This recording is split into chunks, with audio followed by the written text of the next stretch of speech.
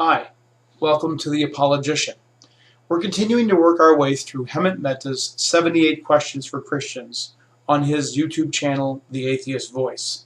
We're right now at question 16, so we're going to take a good look.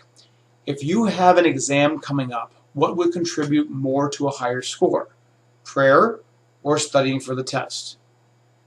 This is another one of the false dichotomies that we addressed in previous videos, an attempt to force a standard on Christians that they're under no obligation to satisfy.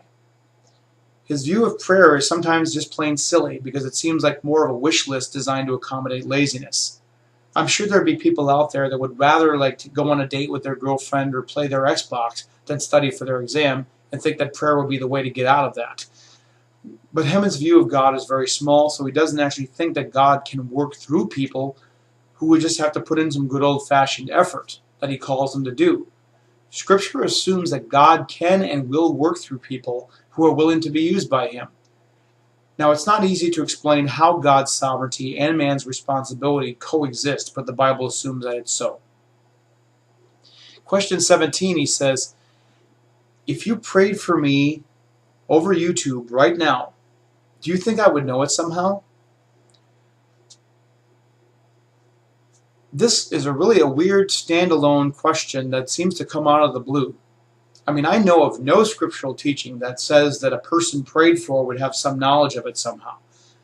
Now, I'd love to know what the source is where he gets this idea. If this is an obscure teaching from some Bible teacher that nobody understands and even nobody accepts, I would like to at least have knowledge of what source he's quoting or where he's getting this idea from.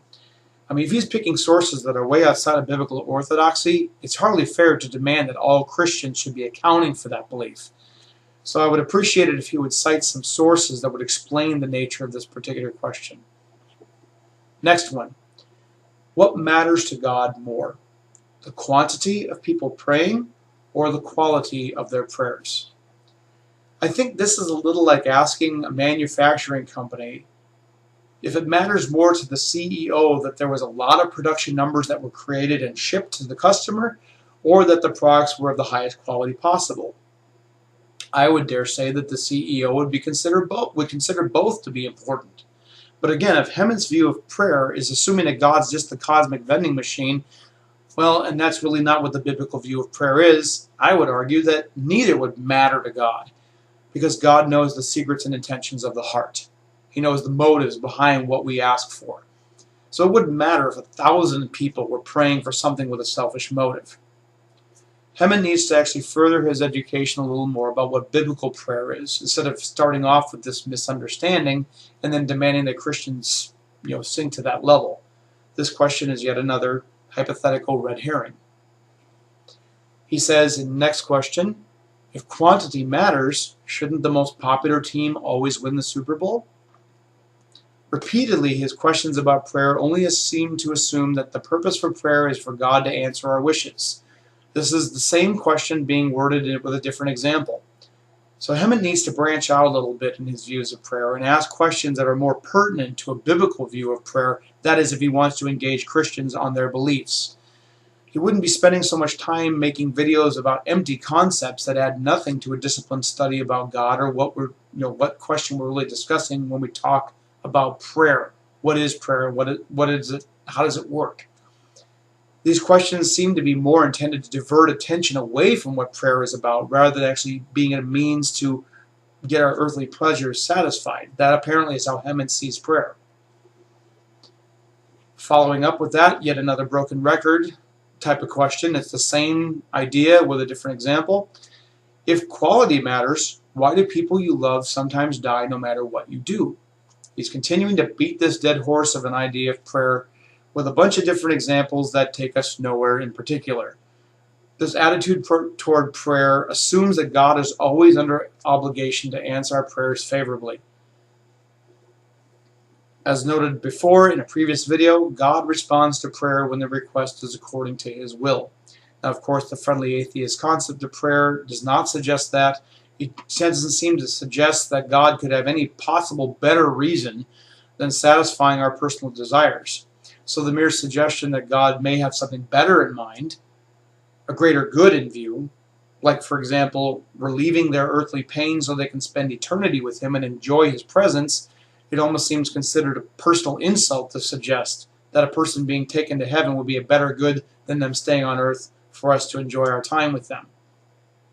I know that sounds a little tough, but if the person that you love is suffering greatly, and you know that they're a believer and they're going to spend eternity in heaven with God, isn't letting them go a far better good here? I would like to think so. As an illustration of my own, my son loves candy and sweets, but my obligation as a parent is not to always give him sweets for every meal. He may like that food in the short term, but it will destroy his health and his teeth in the long run. Now, he often can't see that because his only concern is the immediate gratification.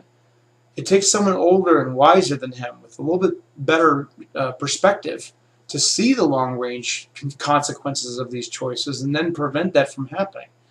So in order to do that, he may have to learn a hard lesson that mom and dad's job is not just to give him whatever he desires. Our primary concern is not that he has fun, but that he learns to take responsibility for his choices and learn how to discern the consequences of his choices before he makes them. Now, as a quick side note, Hemin's other videos deny that atheists are mad at God. Now, there are talks about that, where people prayed for God, or prayed to God about someone they loved or some circumstance and it went bad or didn't get answered favorably, and so they turned away from God and became atheists.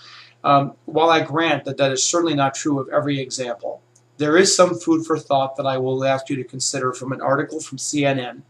It's an article called "Anger at God Common Even Among Atheists." I am not saying that this is a knockdown argument. All I'm trying to do is offer you some food for thought.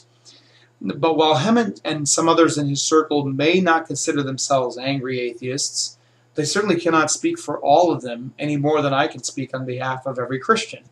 I can appreciate why Hemin would want to disassociate with that stereotype, as much as I would like to disassociate with the stereotype of Christians that are based, where their beliefs and faiths are based more on emotion than on disciplined study.